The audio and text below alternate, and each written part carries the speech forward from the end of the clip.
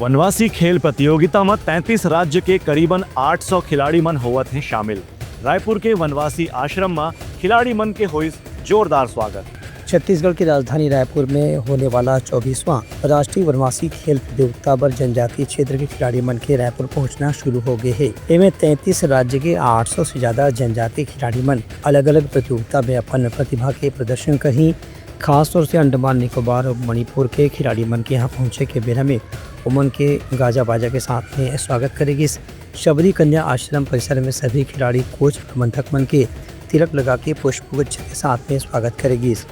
एमा अंडमान निकोबार से आए खिलाड़ी मन के रूप में लोगन मन एक विशेष प्रतिभाशाली खिलाड़ी मन के दर्शन होए के इंतजार ही से खास तौर से एवं मन तीरंदाजी और फुटबॉल में अपन विशेष प्रतिभा रखते। वनवासी विकास समिति के छत्तीसगढ़ इकाई के अध्यक्ष उमेश कच्छप, क्षेत्रीय संगठन मंत्री प्रवीण ढोलके, क्षेत्रीय सह संगठन मंत्री सुभाष बडोले और प्रांत संगठन मंत्री रामनाथ कश्यप के कहने से कि वनवासी क्षेत्र के खिलाड़ी मन की प्रतिभा ला यदि सही मौका में निखारे जाए तो मन राष्ट्रीय अंतर्राष्ट्रीय ओलंपिक स्तर में भी भारत भर पदक जीते की क्षमता रखते हैं। Bureau report Uttarakhand news.